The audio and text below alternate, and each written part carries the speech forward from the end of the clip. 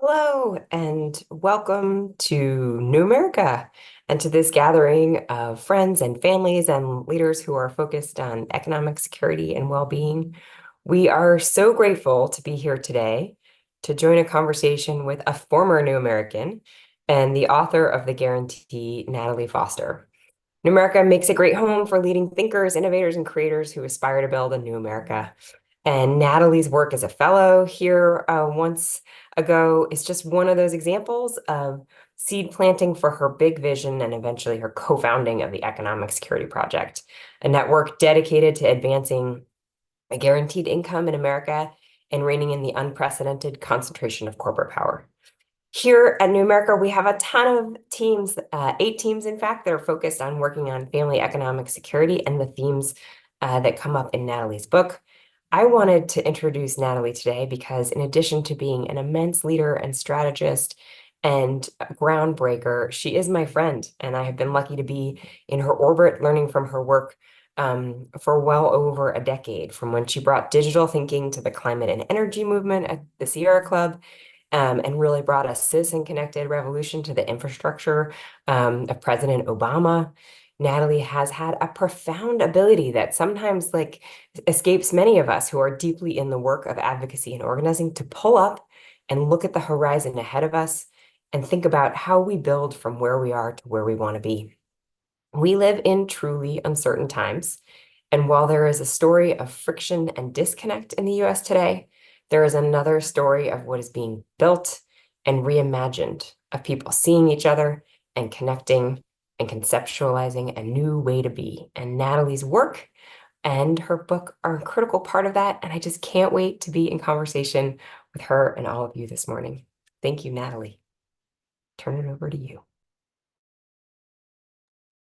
Thank you so much, Tara. I just really appreciate that. And I really appreciate New America's leadership, the network, and the next generation mover of ideas that I see here at New America. So thank you for all that you do. And it's true, I was an inaugural fellow with the New America California class, and it was just such a joy. It's where I got to meet Mia Birdsong and many of my favorite collaborators and world shapers. So I appreciate all that New America has meant to me in my own life as well.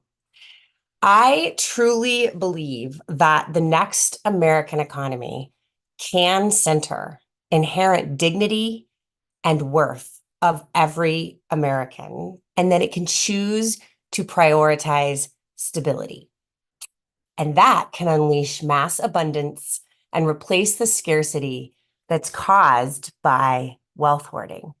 And I believe this is true because of the work that has been laid across the country, that has been forged over decades by organizers, advocates, technologists, writers, and policymakers, many of whom are connected to New America.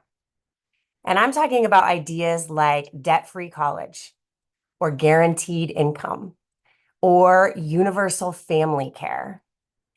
Ideas that were once seen as pie in the sky, but are now understood to be not just possible, but starting to take shape and gaining momentum, and reminding each of us that we can do things differently when it comes to how our economy works and whom it works for.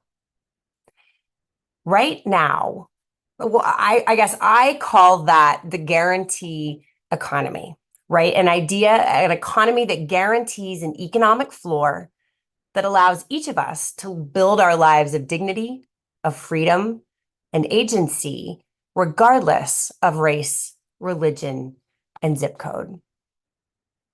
And I've seen firsthand of what it means in people's lives through my own work with guaranteed income.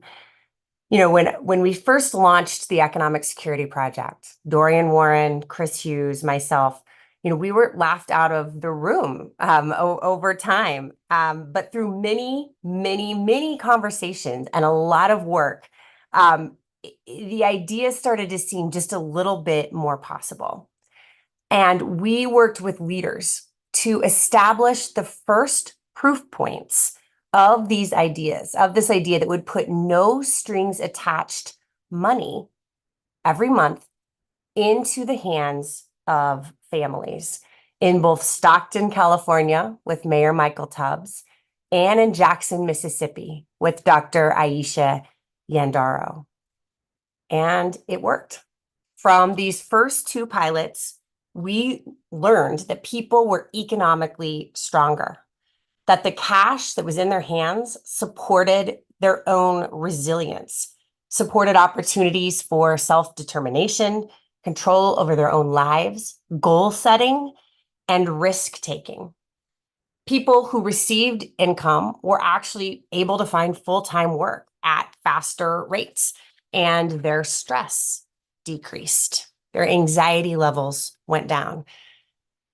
In other words, providing people with an economic floor changes the trajectory of their lives.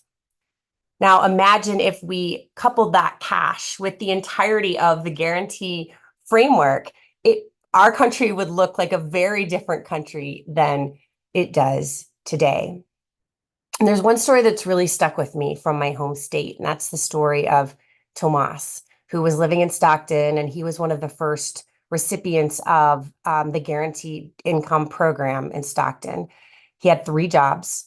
He eventually was able to quit one of those jobs when the checks kept coming. At first, he was skeptical, but every month the checks kept coming. And so he was able to quit his Saturday morning gig as a mechanic. And one Saturday morning, he took his kids to the pool, and he realized as he sat there that his kids knew how to swim, which was something he'd never known because he hadn't had a leisurely Saturday morning with his kids before. But with a guaranteed income, that part of his life changed. He quit one of his jobs and was able to show up for his family in the way he wanted to do it. And Tomas was just the beginning, right? Guaranteed income went from Stockton to Jackson to dozens of mayors piloting it across the country. Now, today, there are 150 pilots across this country in 35 states. And as a result, nearly 50,000 people have received cash, are participating in one of these guaranteed income demonstrations, which are not only transforming their own lives, they're transforming the communities in which they live. And then the pandemic hit, and we would be facing a once-in-a-generation economic and health crisis. And so lawmakers would reach for ideas that were already being tried and tested and true out there in cities and states, and they would move forward stimulus checks. They would move forward the expanded child tax credit, which would put a monthly check in every parent's bank account in this country, no strings attached, coming month after month, guaranteed income happening at a national scale. So it's true, the progress isn't always linear, and we have not been able to make this policy permanent yet. But that's not the end of the story. This is just the messy and beautiful beginning of a new chapter in American economics. And together we did something that we were told was absolutely impossible, and we cut child poverty in half, reminding us that poverty is a policy choice and emboldening us to ask, what else is possible?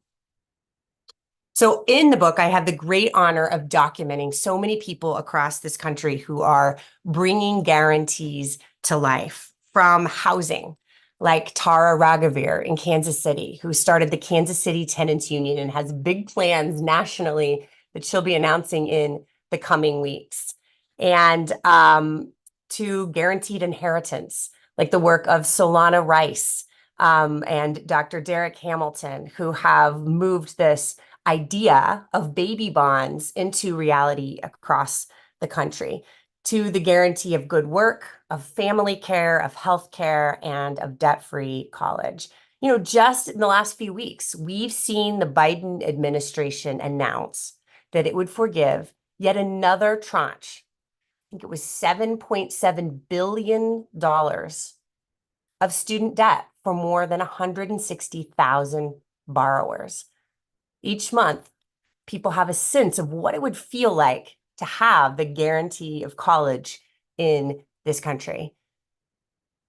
So all of this looks very different from the policymaking of the last 45 years that have left us broke and in debt, with total faith in the market, zero faith in government, and people left pulling themselves up by their bootstraps. The experiment of trickle-down economics has failed, and it has nudged our democracy in a perilous direction and opened the door to authoritarianism.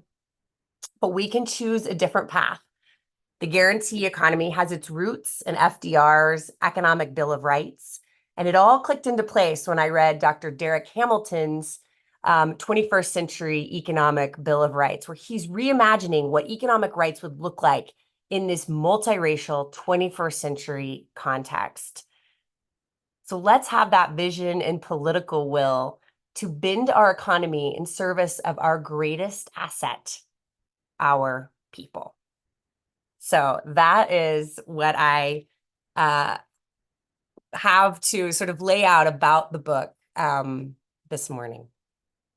Thank you so much, Natalie. Hi, everybody. I'm Cecilia Munoz. I sit on New America's Board of Directors. I'm a former member of the staff, and I have the privilege of supporting the New Practice Lab as part of my work. And I am really, really excited to be here with you, Natalie, and in conversation with everybody about this incredibly important and timely book. So congratulations, and thank you for being here with us. So what we're going to do is Natalie and I are going to have a little conversation, and I have some questions also that some of our colleagues have submitted.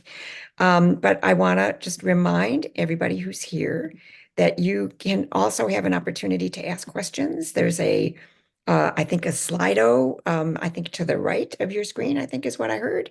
And those questions will get passed to me and I will be able to ask them so you can be part of this conversation. But I want to just start by the sort of asking Natalie in some ways the standard book event question, which is what inspired you to do that? Why write the book? What inspired you to put it all together and present it to us? Well, thanks, Cecilia. And it's really an honor to be in conversation with you. I've admired your leadership for a really long time. So thank you. Um, you know, I was really heads down building guaranteed income work, like I talked a bit about. And when I looked up, I realized, what we'd seen from these early pilots to the expanded child tax credit was like political warp speed. You don't get to be part of ideas that have that much momentum Yeah. often. And I know that because I've been doing this 25 years and I have a lot of other experiences where the momentum sort of sputtered out or never realized that we, could talk about it a different conversation.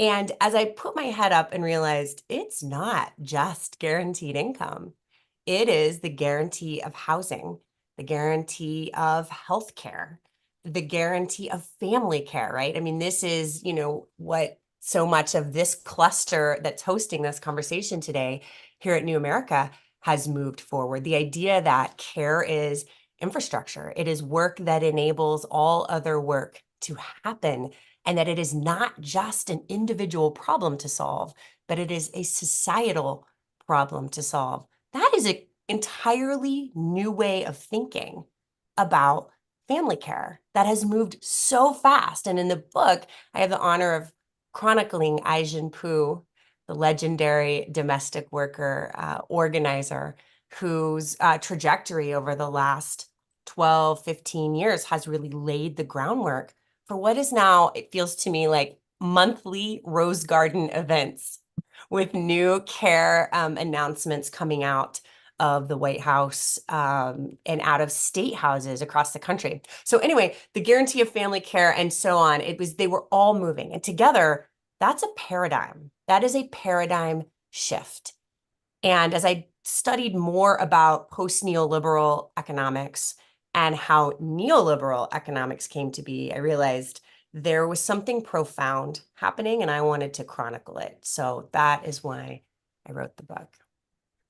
I'm so struck by what a fundamentally optimistic vision it is at a time when I think a lot of us frequently struggle to hold on to our optimism. So I am grateful for that. I'd love to connect this though to one of the more troubling trends that we're, I think, struggling with in this country is people's lack of faith in government, lack of trust in government. I mean, often the distance between what people need and what government is offering is that distance is enormous. Can you talk about what gives you optimism, what you have seen through the cash programs that really is that having an impact on trust in government? Is this an avenue towards changing that larger trend? Yeah, I will tell you my thoughts, but man, I'd love to hear yours too, because I just feel like, what you've spent decades thinking about as well. Um, yeah, I do think trust in government is one of the great problems of our time. And we've been told a story, right, that we need to get government out of the way, markets will solve our problems, and we as individuals need to sort ourselves out by our bootstraps. And that story has been incredibly harmful and is something that we've all absorbed, right? So there is a real challenge to trusting government. But one of the key things is if government works in people's lives, then that trust can begin to be repaired. And I think that, we do see that. I think we started to see that with the child tax credit. It takes a while, though. We started to see people preparing to make changes with the idea that those checks would come every single month, but it took a minute to trust. I think that one of the things I'd point to with once it's established and it's meaningful in people's lives and there's a story and a narrative told around it, then it in fact is resilient. And one of the things in modern moments I'd point to is the ACA. When it passed 14 years ago, to the Tea Party protests happening across the country, it felt like it was never going to last. And that was the promise that, right-wing politicians running against the ACA, that was the promise they made. I'm going to repeal this over and over and over again. And then in 2016, we had Donald Trump run for president on repealing the ACA. He had the House, the Senate, and the presidency, and it withstood the attacks. And not only withstood the attacks, during the pandemic, when millions of people lost their jobs overnight, they were not, they did not lose their health insurance like they would have prior. Instead, they were rolled on to Medicaid and the ACA and were insured. We actually had the lowest number of uninsured Americans in history, right? That is a resiliency that I think is really important. Now, it needs to work for people. It needs to continue to, work in people's lives. But I think that is an important piece of it. But I'd be curious what you would, what are some of your observations about trust in government? Yeah, thank you. So the thing I worry about, I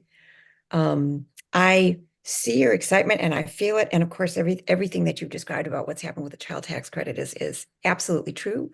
Here's what I worry about. So I've been involved in politics and policy for a long time, and I'm a Latina. I've been involved in policy and politics affecting my own community for a long time. And there is this thing that people who disagree with me are using to great effect, especially in my community, which is to say that these kinds of policies, the ACA, the child tax credit, universal basic income, that it's socialism.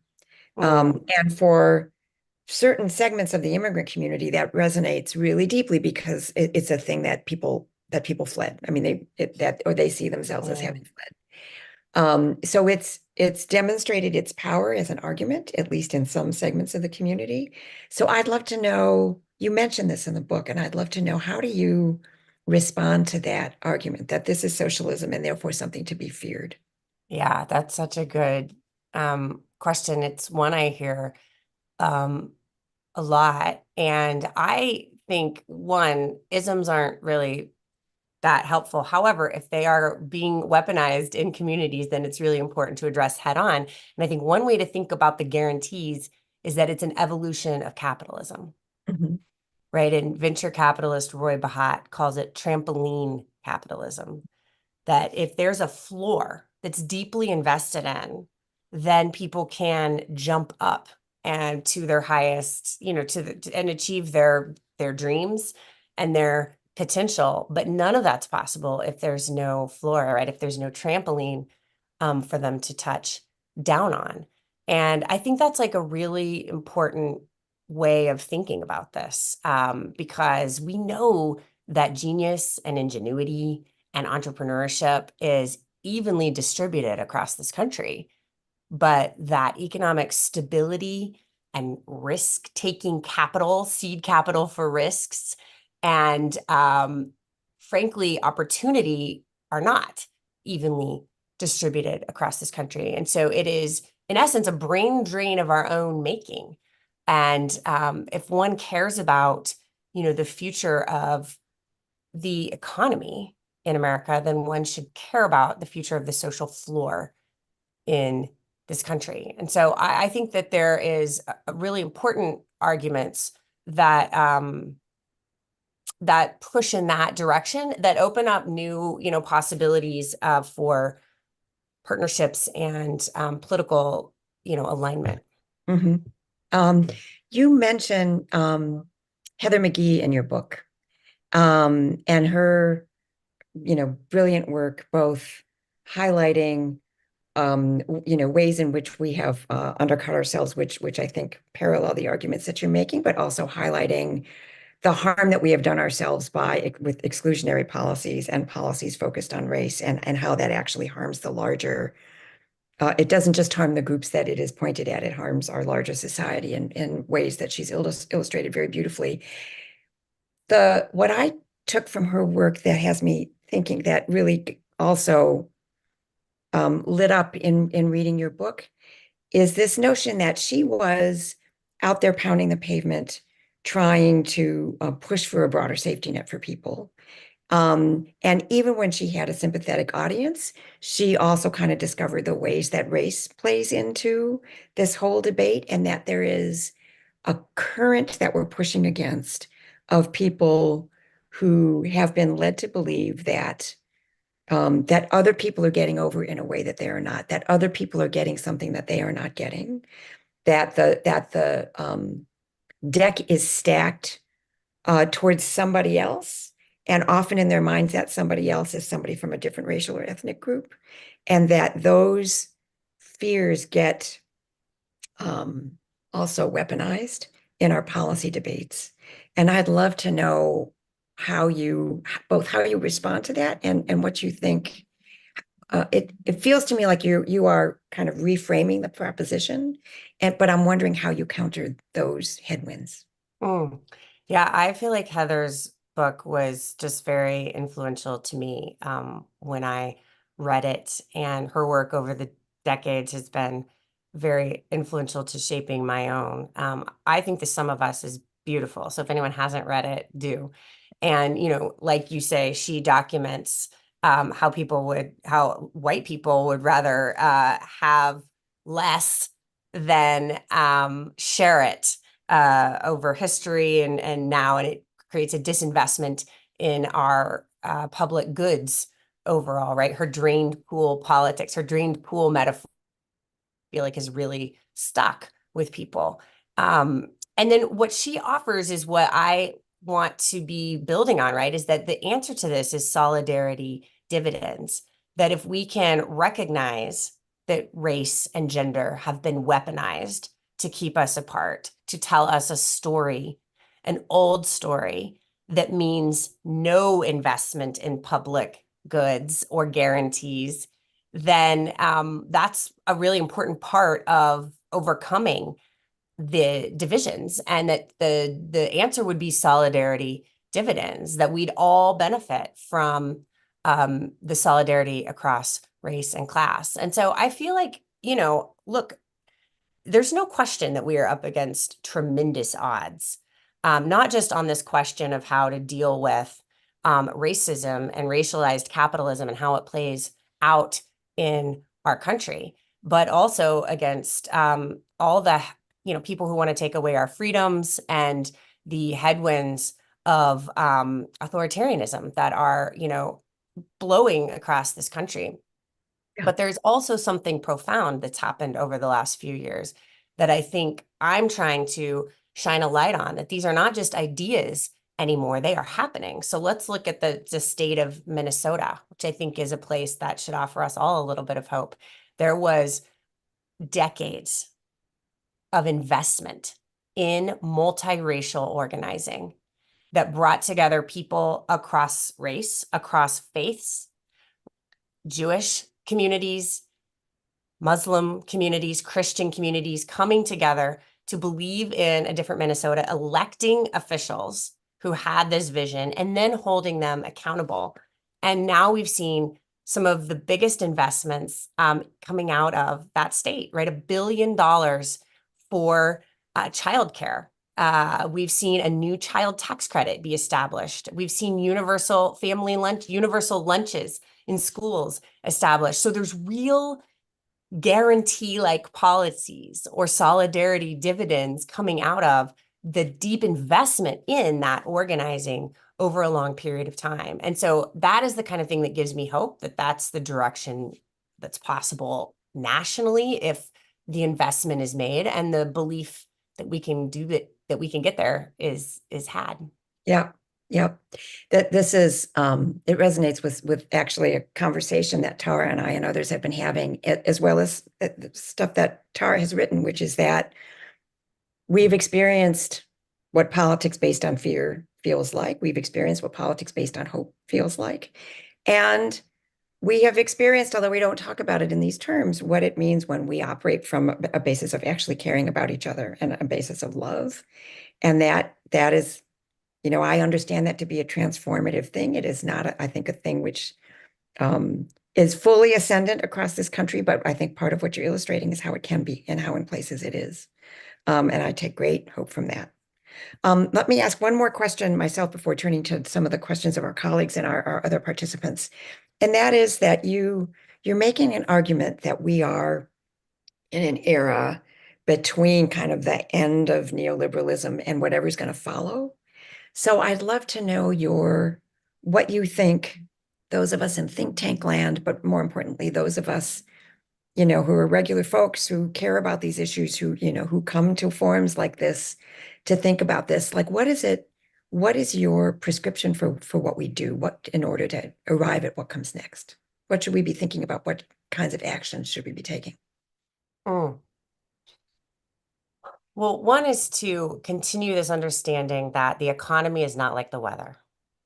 It is not something that just happens to us. It is a house that we build every step of the way. And so every white paper, every, numbers crunching report, every analysis put out on how government programs do or do not serve the communities, much less the markets do or do not serve communities that they are trying to serve. All of that matters and is part of building the house that we can, that we deserve in this country. There has to be the intellectual underpinning of the social movements that are moving it forward. And that's just what I think happens in think tank land.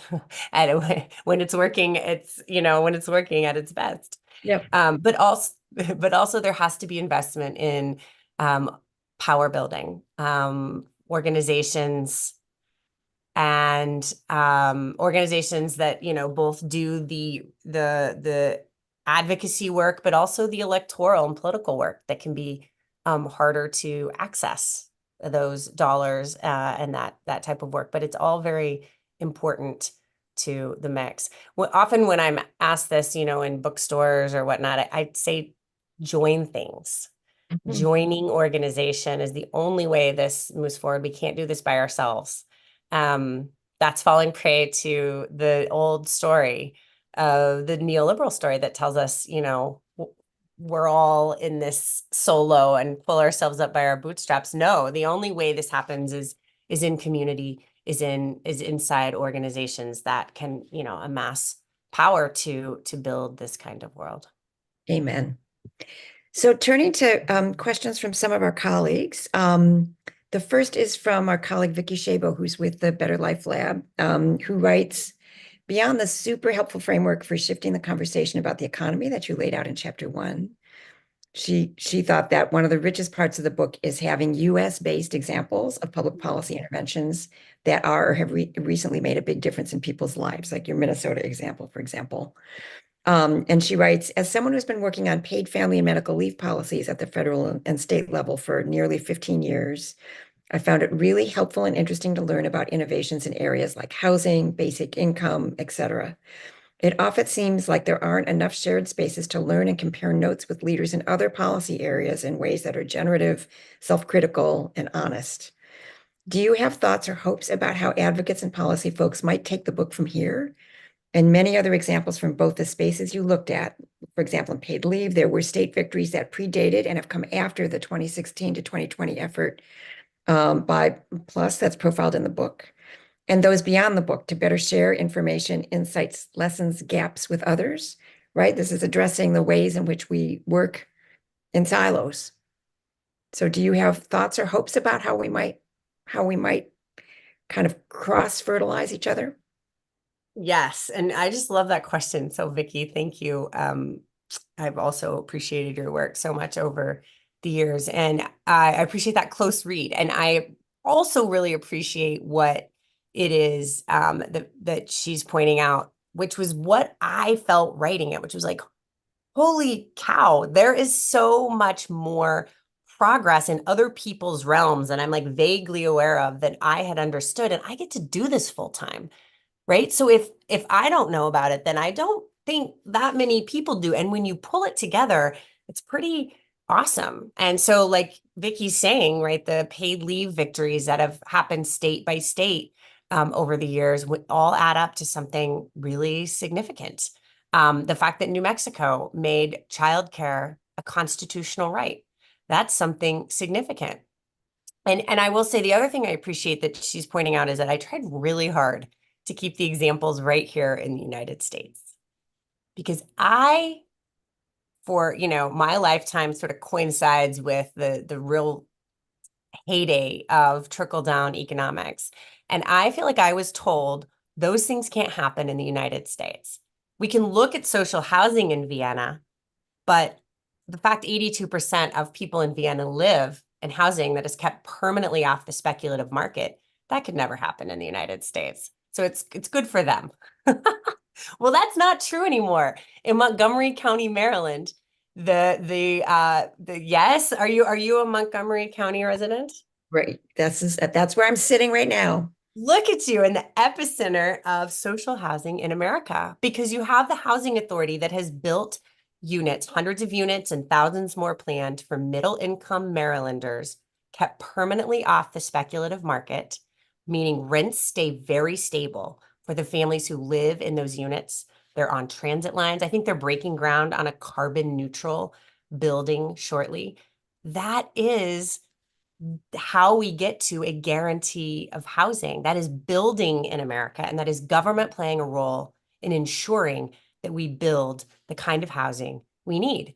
And so I just feel like it's important to tell that story alongside the Vienna example, which has lasted for decades, right, across very, very polar opposite political regimes. And should be an inspiration point, but is no longer needed. We can look right here. Thank you. So next question comes from Carrie Gillespie, who's on New America's education team. She writes, in your book, you discuss the evolving paradigms Americans have around individual responsibility and autonomy and definitions of true freedom. This made me think of our work on childcare and early childhood education. When we talk about policies affecting young children's care and education, some people argue that the government should not be involved and that it undermines family autonomy and choice. Could you talk about how you see the care and education of children within the broader scope of your book and what true freedom looks like for a family with young children? Well, I think that the guarantees and the guarantee economy would have a profound impact on children and their parents across this country. And that government has a very important role in investing in childcare and early education. I don't get into the education pieces as much, but I get into sort of the concept of care most broadly. And I call it family care because I was hunting for a word that was like inclusive of care for elders who are, care for our aging parents, care for children, and then care for the disabled. Broadly. And so I feel like that's the lens that we need to have on the education front. I think that's really important. We should absolutely be investing there. And I'd look to New America white papers to tell us, which direction to head. I try not to get into the specifics of how. It's the argument that we should. And once we agree, we could orient the economy to support human flourishing. Then the question of how can be answered. And it's incredibly important. Tara's work, other people have pointed out, the details really, really matter in people's lives. But so does the story and the big picture story we're telling about the purpose of the economy. Yep. As well as kind of what we're capable of, right? To just underscore the point you were making about, right? We were told this was the kind of stuff that couldn't happen here. And it's not true. Yeah, Yeah. that's right. So from Bridget Schulte, who leads the Better Life Lab at New America, she writes, Natalie, you write about a number of guarantees in your book, from guaranteed income to guaranteed housing, guaranteed healthcare, in a country as deeply divided about the role of government and how best to deploy public resources. So whether to pool our resources for the common good and trust government to play a role in our lives, or cut taxes, trust that the market knows best and expect individuals to bear much of the costs of health, education, and welfare. What's the way forward, given how polarized we are? How do we navigate these political and ideological waters to even begin having conversations about what's possible for the common good, for individual and family health, economic security, and well-being? I mean, these are just spectacular questions from Team New America. Bridget, that's a wonderful question. I think that part of the way forward is a new story, right? One that says, let's take college, for example, that college is a public good, that society overall is better when our kids are educated and should not be a personal investment to basically mortgage your future at all costs to get within 4 years early on in your life. And that it once was a public good in America. And to Heather McGhee's story of the sum of us, fell apart as progress happened and civil rights happened in this country and campuses got more integrated. That is when college became understood to be a personal investment that one is supposed to finance at one's own expense as the numbers around college grew over and over and over again. We now, sit here and chat, and college has reached $100,000 across some parts of this country. That is a year, $100,000 a year. That is utterly out of reach for nearly every American family, except, the very wealthiest, or students would end up with incredible amounts of debt into a period of time, right, where wages have remained very stagnant despite great economic growth. So the personal investment part didn't even pan out for so many people. So all that to say, a new story is needed, one that says this is a public good. And I feel like the thing with stories are you have to have messengers, and messengers from different communities across this polarized country, I think, are going to be very important for explaining the story, to their own communities. And there are very different reasons that people may have to invest in a social floor. And if we can land in the same place to move it forward, then that's how I think we'll see some progress over the next few years. So our colleague Neat Nguyen from the New Practice Lab has a related question. She writes that some lawmakers are preemptively banning cash aid, Yeah. So what are some messages on guaranteed income that could resonate with both sides, progressive and conservative? Are you seeing anything resonate on the conservative side?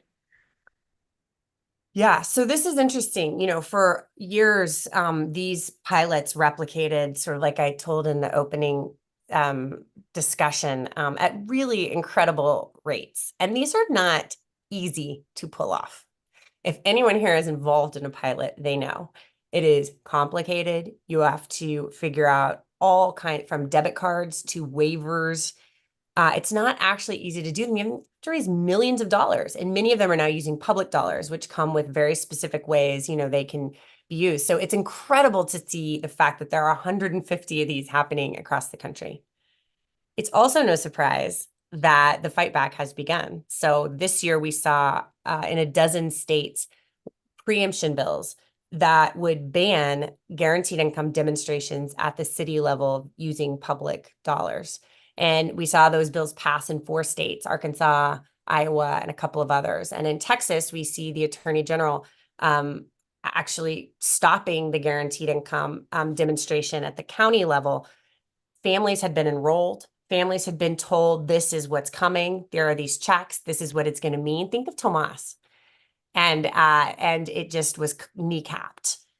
So the fight back has begun. And I think, there's the old adage, right, that says they ignore you, then they laugh at you, then they fight you. And that's really where we are. The ending part of that is, and then you win. But I think having this enemy clarifies what is important in the idea of a cash floor. And I think there will be some support on the right of center. One thing we know and one thing we're seeing is that the child tax credits, which are, putting money into families' pockets, they're passing at the state level. They're passing in red states, in purple states, often in states like, I think it's Maine, where it's passed unanimously. And that means, every stripe of political elected is voting for it. So there's definitely reason, I think, to believe it's possible, but still a lot of work to do. So we have a number of questions from the general audience. So I'm turning to those. So don't forget about the Slido. If you have questions, we still have a few more minutes. A related question that comes from an anonymous writer who thanks you for your time today, asks if you can say anything about what conditions, social conditions, political conditions, make the guaranteed income pilots successful. Like what needs to be in place in order for this to work? Mm. Well, the thing about the pilots that I find so interesting is that they are taking shape in very different communities. So you have very small towns with pilots that are often very focused on helping people stay in their rural communities, like staying here despite the lack of economic opportunity. And then you have pilots in big cities, often focused on the rising cost of living, sometimes focused on housing. There's a lot of interest in the housing space, not looking at how cash aid can support people to stay in their homes and how we can make the housing aid easier, less restrictive to get. Now, that, I think is very important and has to be coupled with real supply side changes as well. And, just frankly, building more housing, building more affordable housing. That is all very important.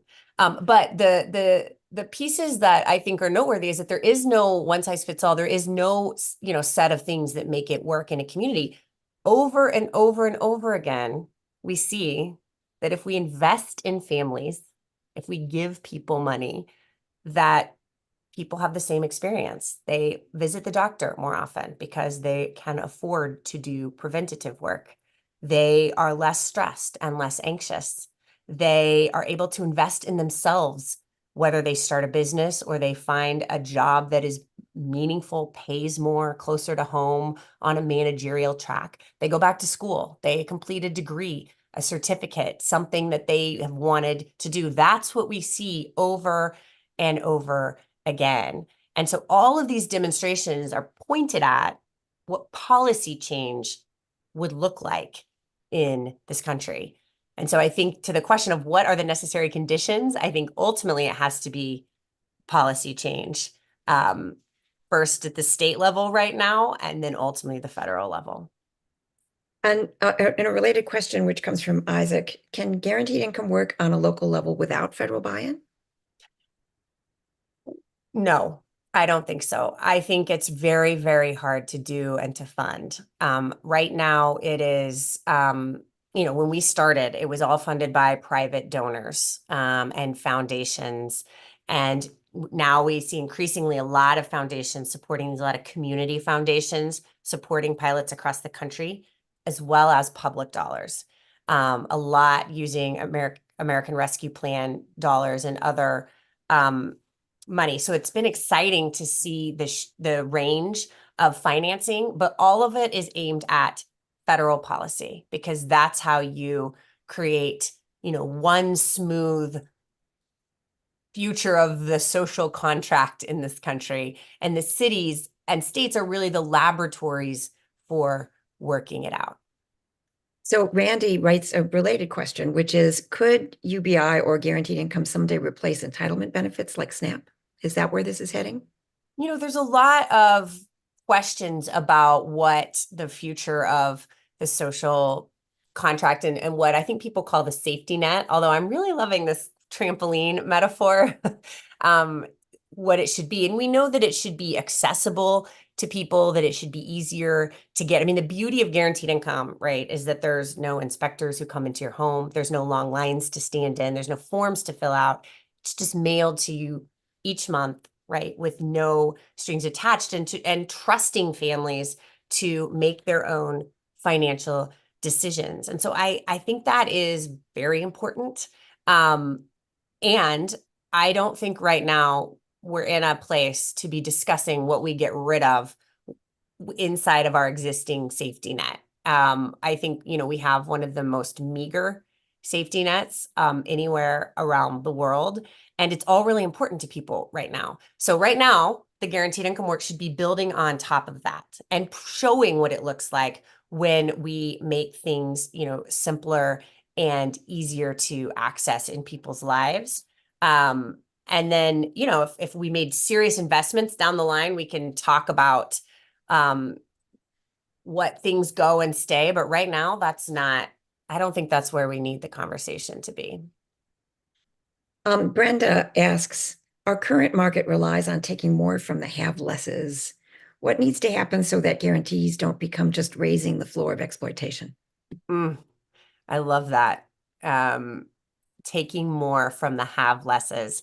Yesterday, I sat with Aaron Horvath from Stanford, who talks about raising the floor and lowering the ceiling. And I thought that was a helpful way of thinking about it. Look, next year, regardless of what happens in November, will be one of the most important tax fights of our lifetime because the Trump tax cuts, which have indeed taken from the have-lesses, right? It's made the corporate tax rates at an all-time low. The ultra wealthy pay less than they've paid in taxes, and they all expire next year. And so we'll have to either extend them out, making it harder to invest in the things we as a society care about, or we could renegotiate what it looks like to do well in this country and what you owe this country when you do well in this country. And we have, candidates out there campaigning on raising taxes on the ultra wealthy because it is politically popular. It's good policy and it's good politics. So I'm hopeful that we will have a discussion about what we owe one another in America next year. And we'll be forced to have that. And I'm hopeful that there will be some meaningful change in our tax code, because it's true that tax codes are moral documents, that budgets are moral documents, and they show where the priorities lie. So that inspired, the previous comment inspired a comment from Vicky Shabo, who writes, this last point about building on and not replacing is so important. Folks like Mitt Romney are always looking to scale back rather than adding to. So any further reflections from you on that? Yeah, I think that's where we are. We need to be building on and investing in, and not worrying about what we're taking away. We need to make what we have work for people. Yes, but we are so far from, any conversation about doing too much, right? We are still, much more in the world of doing too little for families. So one last question for you, and then I'll ask you just to make any closing reflections that you want. And this is also an anonymous question who writes, powerful book. I'm curious about your reflections on your book tour. Any surprises, any learnings? This has been out for a few months now. Like, has anything surprised you as you go around the country talking about this? Oh, that's a really lovely question. I haven't had a whole lot of reflection time, to be honest. It's just a lot of going. But yeah, I think one is how important it is for people who are fighting these fights, whether it be in the housing guarantee, and you know what all of that encompasses, which is eviction moratoriums and preservation of existing affordable housing and building of new housing in America. We're millions and millions of units short, of the housing that we need here. All of that, right, is part of the housing guarantee. And the housing guarantee is part of a broader, you know, guarantee economy. And I just think it's important for people to see themselves in a fight that is bigger than the one they, you know, spend day in and day out thinking about. And that the successes across the broader, you know, work are their own successes. And also just how important, how hard it is for all of us. And, you know, to hold both the the progress that we're making and the size of the problem, right? That we often feel, and I've certainly been in this boat too, where the problem is so significant, the racial wealth gap, right? The fact white families have 8 times the wealth of Black families across this country, right? The fact that 25% of Americans have $0 saved for retirement. That those problems are so big that it almost feels like if we talk about the progress we're starting to make, that we aren't honoring, you know, the problem. We're dismissing that. And then in fact, that we have to be able to do both. And I've seen people doing that across this country, and have tried to model it a bit. But that is one of the things I've noticed as well. So before I ask you to close, I just want to express my appreciation for the way that you frame in the book and have in this conversation, which I think it's so important to hang on to this, which is that this is not an abstract set of ideas that are being put forward, that is a vision for what we might do. The point that you make over and over again in your book is we are doing this, like this is happening, and here's what the effects are. This is possible, which I think just feels tremendously important because I think it is easy in the environment that we're in this country to kind of get lost in what we can't do, or the tremendous headwinds that we face. And it's just so refreshing to be in a conversation about ideals that we can realize and that in fact are being realized in various ways all around the country. So thank you for that. But with that, let me turn it back to you to close us out. Well, I'll just end on some words that have been meaningful to me. Mariama Kaba wrote, "Hope is a discipline." And that has felt important because some days we wake up and think this is never, ever going to work, right? This is, you know, the forces against us are so insurmountable. But to know that hope is a discipline, and on those days we just get out of bed, we put one foot in front of the other. Maybe we don't turn on our computer that day, and we just keep moving forward because it's a discipline, and that is what we owe our kids, and future generations, It's what our ancestors gave to us, and what we owe the future. So I will leave us on those words. Hope is a discipline. Amen. Thank you so much. Thank you, Natalie Foster, whose wonderful book, The Guarantee. There is a link to it in the chat. Thanks everybody for participating in this event. As you heard at the very beginning, this event will be posted on our website in fairly short order. And thank you for the work you're doing, Natalie. Thank you for the book and for the gift of what you bring to all of us. It's much appreciated. Cecilia. Well, thank you so much. And thank you for your leadership. It's very meaningful. Thanks. Thanks, everybody.